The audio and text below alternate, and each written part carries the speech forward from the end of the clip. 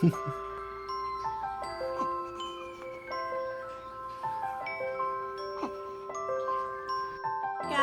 it's Noe.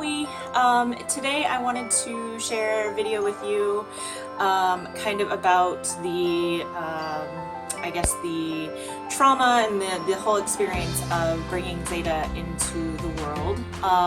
So I know we've kind of alluded in previous videos, you know, like you've seen my bruises, you've heard about my IVs and stuff like that, but I don't know that we've really gone in detail, and so I wanted to share that with you today. So this is, I guess, story time of how Zayda came to be born. So I was scheduled for August 17th to go in and have a three-peat, so to go in and have my third C-section. I actually started like having labor symptoms probably about a week and a half to 2 weeks before that. So like I shared in another video, like I lost my mucus plug, like I was having contractions every evening, but they were never like consistent contractions or anything like that. And so I actually never went into labor like at my last OB, or the second to last OB, like I wasn't dilated or anything like that, which that's not a big deal because I was going in for a C-section. So it was like a week and a half, 2 weeks before that, and I thought she was gonna come early. And no such case. But anyway, so she waited for the sheriff to serve the eviction notice on the 17th. So I went in on the 17th. We brought the girls to our friend's house. She was gonna take care of them and watch them for us while I was like actually in surgery and having the baby. So dropped the girls off, went to the hospital. I was placed in like what they call a flex room because I was having a C-section, so I wasn't going into a labor and delivery room. So it was just me and Herschel, we were just hanging out and stuff. Then it was time to start getting the IVs ready, and so one nurse tried to, actually this bruise is gone now, but they said that I have like really squirrely veins, and so they tried to put an IV in here and they blew through my vein. So they basically put the needle through the vein, so it was no longer a viable IV port. So they had to take that out. So then the next nurse came in and tried to find a vein here, and so if you can still see that little bruise there. So they put a vein there, and she again blew through my vein. So then they called in a third nurse and we're like, okay, we've blown through her veins, like we're having a hard time, like apparently I don't have like good straight veins. And so then the third nurse came in and attempted to put one there. So you can see like that's still a nasty bruise. And again, blew through the vein. So 3 attempts, 3 different people. So then they were like, anesthesia is gonna have to do this. So they called anesthesia, and the anesthesiologist came in and he put it in there in my hand. So that actually went pretty smoothly. At UW, they do a thing, I guess it's a new practice, but they offer you lidocaine before they put the IV in. So it's basically like the same stuff that you get injected when you get your teeth done, but it's like a numbing agent because the IVs can hurt. I did 2 of them without lidocaine, and then I did 2 of them with lidocaine. It still hurts either way, you're still getting stuck. With the lidocaine, you're getting stuck additional times, but you know, I was like, all right, whatever. So the IV finally went in there in my hand, and so then they got everything started. Weird thing, a little known fact, that saline has sodium, obviously, but sodium is a metal, which I had forgotten that from high school chemistry, which the nurse reminded me, because she was asking if I tasted a metallic taste in my mouth when the IV went in, and I was like, yeah, it tastes like I ate a penny. So it was just weird because it's the saline, it's the sodium in the saline that gives you that metallic taste, because sodium is actually a metal. So from the periodic table of elements. Anyway, so little known fact there. So got the IV going, you know, it was just waiting there. My blood pressure was good, everything was good, so I was like ready. We were delayed a little bit because something had come up with my doctor, and so she was a little late getting in to get dressed for surgery, but I think I went back at like 12:30 instead of 12, something like that. So then I went back Hershel stayed in the little flex room, and then they took me back to the OR, and I got the spinal. So I only ended up getting the spinal block. I didn't do the spinal and epidural, which was fine. But I got the spinal. It went in like a piece of cake. The anesthesiologist was great. It was the same guy that did my IV that did the spinal, and he was with me through the whole time of surgery and stuff. So he was great. He was phenomenal. And really good at like keeping me calm and keeping me monitored and everything like that, and like communicating with Hershel as things were going on. So then it was time. Hershel came in, he sat next to me, like they started in on the surgery, and we were just chilling. So, you know, like with a C-section, I'm like covered, well, one, I was numb from like my chest down, and then they cover you with a drape so you can't see. So like this is as much as I could see in front of me. It was this blue drape. So then Hershel's sitting here by my head, and they're in. So they go in, make the incision and stuff, and so things are going along. Like Hershel and I are just chilling and chatting and conversing and joking and stuff like that. And it had taken a while. So they're like, you know, we're just, once she got in there, she's like, you know, you have a lot of scar tissue, and so we're just gonna take our time, we're gonna go slow, and we're gonna get through this the best way possible. So I'm like, all right, you know, I can't feel anything, and so I'm like, cool.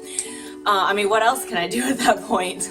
Long story short, in terms of that, it took them about an hour to an hour and a half, I think, to actually get to the point where they could reach my uterus. So normally a C-section surgery, a normal, uncomplicated surgery is about 45 minutes to an hour. And normally the baby is taken out pretty quickly. Because I think Zara, I went in for surgery at like 3 o'clock and she was delivered at 3:12. Zayda, on the other hand, I went into surgery at like 12:30, 12:40, and she was delivered at 1:50. So it took a significant amount of time for them to get through all the scar tissue to get to my uterus. Once they reached my uterus, they were not able to go in and make the incision on the lower part of the uterus where it's thinner and where the incision has been made before. So they actually had to go up to the higher part of my uterus where it's much thicker, and they had to get the baby out that way. She had also changed positions. She previously had been head down, so she was in a great position, but she had changed positions, so she was much more complicated to try to get to. They tried using vacuum assist, and that didn't work. Like, I could hear like my doctor like physically grunting, like, you know, if you're like trying to carry something heavy and it's like they're like moving a couch and you're like making that you know, I could hear my doctor doing that. So I'm like, oh my gosh, like what's going on, you know? And so all the while they're talking about we have some heme. So I know enough. I mean, I'm not a doctor, I'm not in the medical profession or anything, but I know enough of like Latin derivatives and stuff, and I know like hemorrhoid or hemorrhaging relates to blood. Hematology is the study of blood or whatever. So I knew what that meant. So that meant that there was a lot of bleeding. So the doctors and the anesthesiologist were going back and forth, and so then he ended up putting in another IV on this hand, so you can see that one, and I was getting additional fluids, and so I was like going through fluids, and he's adjusting things, and he's putting other things in. I'm starting to get a little bit nauseous, so I'm like communicating with him. They finally, you know, got the baby out, and I'm like, oh my gosh, you know, it took a long time. So once they got the baby out, I don't think they held her up, but they took her right over to the little thingy, to the little baby thing, examination table. And so Hershel went right over there. Hershel got some pictures. Hershel got to see. Hershel actually got to cut the, so the doctor, when they pulled the baby out of me, they make the initial cut to sever the baby from me and the umbilical cord. But then the pediatricians at the little baby table make the secondary cut, which makes the belly button. So Hershel actually got to do that. So that was cool. But as I'm like laying there on the table, you know, my arms are outstretched and everything, I'm like feeling cold. I'm starting to not feel the greatest, and things have been going on for a while. Like, I know that there's some things that are concerning to the doctors just by the way they're talking. and some of the terms they're using, but they're all together, they kept it really calm, which, you know, is appreciated. But I knew it was concerning. And so then as I'm watching Zayda over there, like getting, you know, checked out and everything, like it didn't really hit me that like, oh, that's my baby. Like I knew, I'm like, oh my gosh, like, you know, there's a baby, like that's, you know, cool, like she's out. But it wasn't really until like I got that connection. So then Herschel got to hold her and he brought her over to me and I got to see her and stuff. And then the nurses came over and initiated skin to skin with me. So I'm still on the table, they're still doing surgery, but I got to have her skin to skin, and that was one of the most magical moments, like just being able to, that's when that connection happened. So like seeing her there on the baby table, connection didn't really happen instantaneous until I got to see her and have her and hold her and touch her. And it was, that's one of the many miracles of childbirth. So then it was like, I have my baby, like this is mine, she's mine. And she was perfect. She's absolutely perfect. So I have skin to skin with her. She was starting to root around, trying to nurse. She's a little wiggle worm. She's like all over the place. And the nurse is like trying to help me because I'm like completely laying flat. So meanwhile, they're still doing surgery. So they finally finish up. And so if you will remember, I made a video previously and I talked about getting a tubal ligation, and we talked about like that's something that we were considering.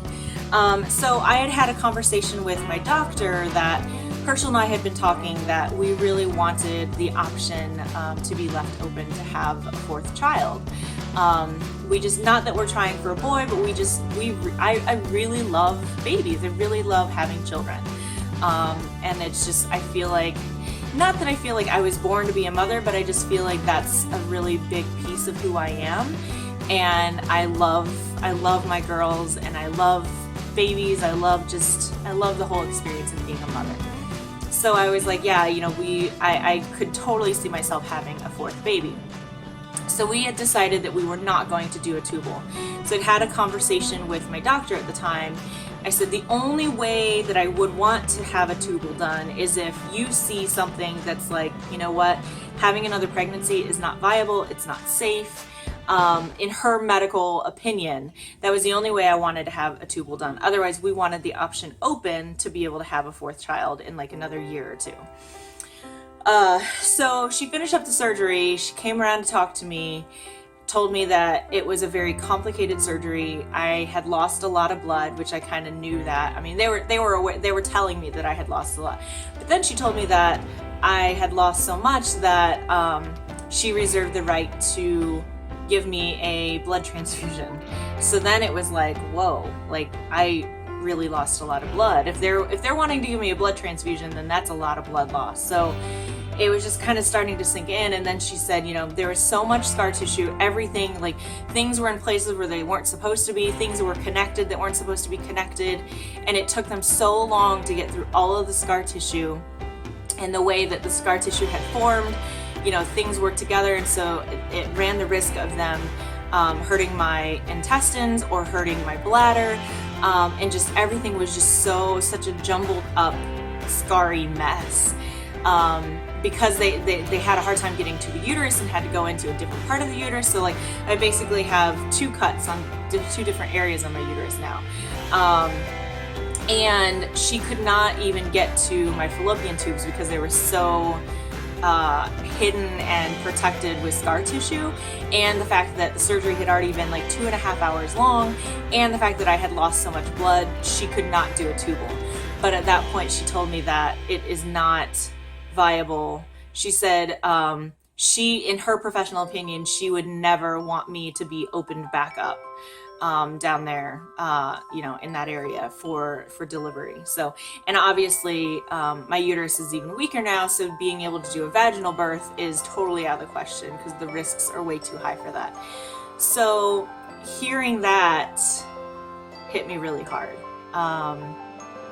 And that's still something that I'm like really dealing with. And you know, I've talked to Herschel and I've talked to my therapist about that like I feel I don't know, I feel guilty because I'm like, here I have 3 beautiful little girls. And so the fact that I've been able to have children, I should be thankful for that, even though like I can't have any more kids. But it's just the finality of it, I think, and the fact that like we had been talking and we were excited about potentially having a 4th baby. I mean, obviously not right away, but in another year or 2. And so I had really like clamored onto that idea that having a big family and having kids and I love having kids. I love being a mama. And so the finality of that and the fact that the decision has been made for me and not that I'm able to make the decision of, okay, this is enough. I mean, I'm able to look at all of the other aspects of like quality of life, and yes, kids get expensive and stuff, but it's been hard. So I haven't really allowed myself to completely sit with that and let that sink in. Occasionally I'll allow myself to feel, but that's something that I'm certainly struggling with now. And I think like it's all the more like with Zayda, it's like I don't want to put her down. I don't want to miss a moment. I don't want to miss out on anything because this is the last chance that I get to be able to have a baby and to have this. And so, I mean, I still can get pregnant, all of that, which kind of complicates the thing. So I will be doing birth control. I think I'll be getting an IUD placed in and everything like that. But it's just the finality of it, that the decision has been made for me, that I cannot have another baby has been a little tough. So,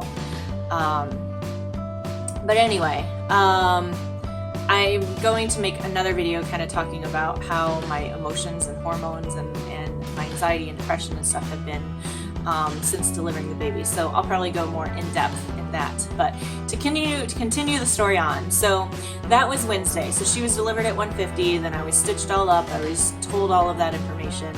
Went into recovery. I was in recovery for several hours. My blood pressure was extremely low because I had lost so much blood. So they were continuing to monitor me on that. Still keeping a close eye on if I needed a blood transfusion. When they wheeled me back to the recovery room, the nurse was like, "You've lost all your color."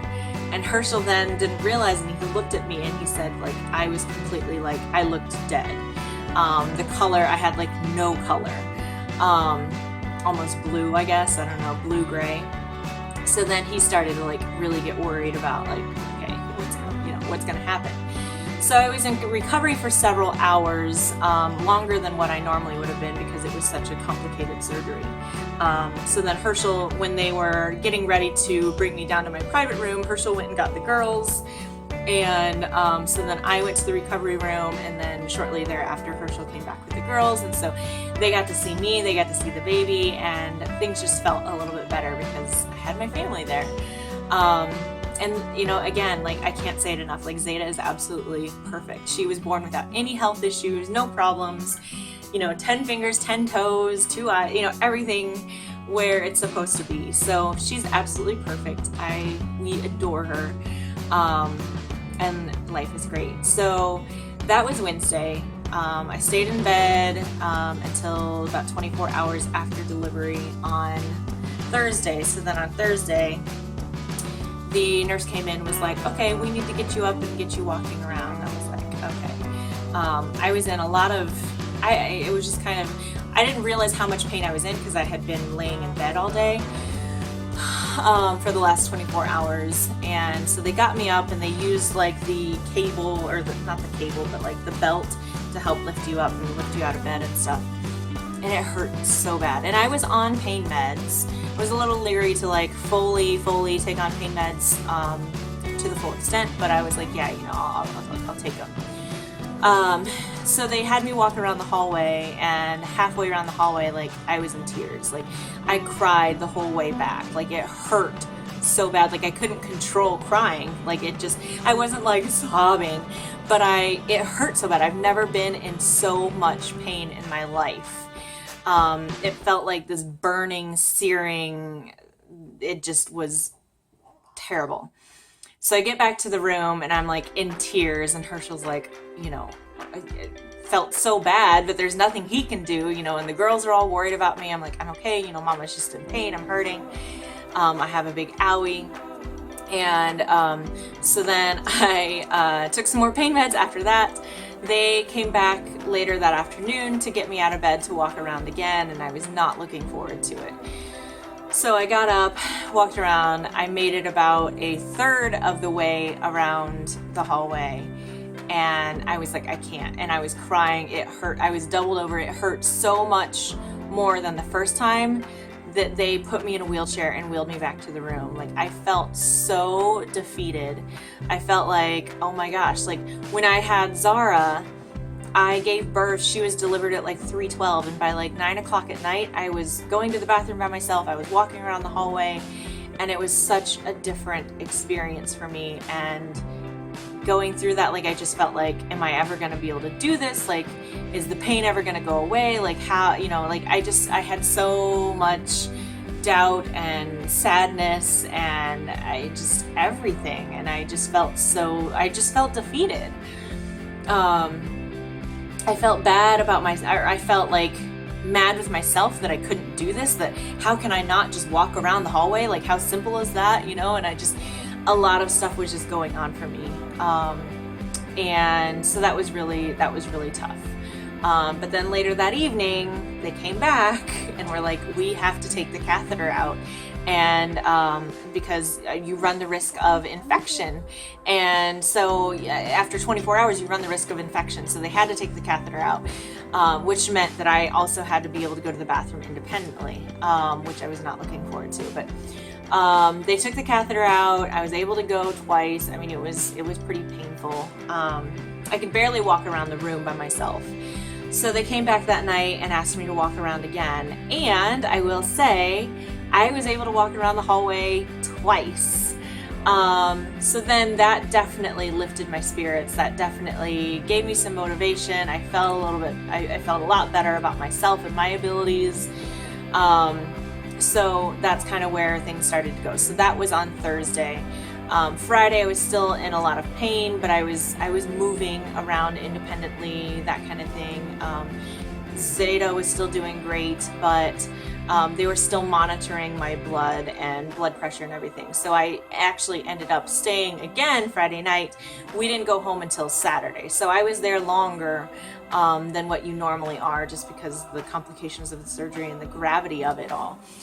So I did not end up having to have a blood transfusion, which brought a whole another host of emotions for me, because I was a little nervous about, like, I don't know that I want somebody else's blood inside of me, and like, yes, I want my life saved, I want like whatever's best for me medically, but I was just so like worried about that, and like, what does that mean, and you know, could there be diseases and stuff like that. And but I didn't end up needing a blood transfusion. Instead, they gave me 2 infusions of iron.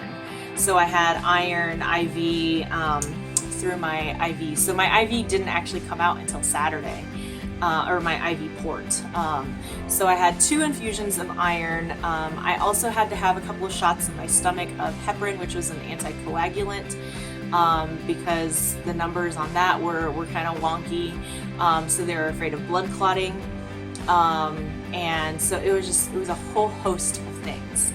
But we got to go home on Saturday, and then it was a whirlwind. So then I'll make another video about what the week has been like. But this video is really about sharing the story of how Zayda came to be, what the whole experience was like for me. If you have any questions about going through a C-section, or if you're looking for support because you've gone through a traumatic birth, so now what would be considered, I've now experienced 2 traumatic birth experiences.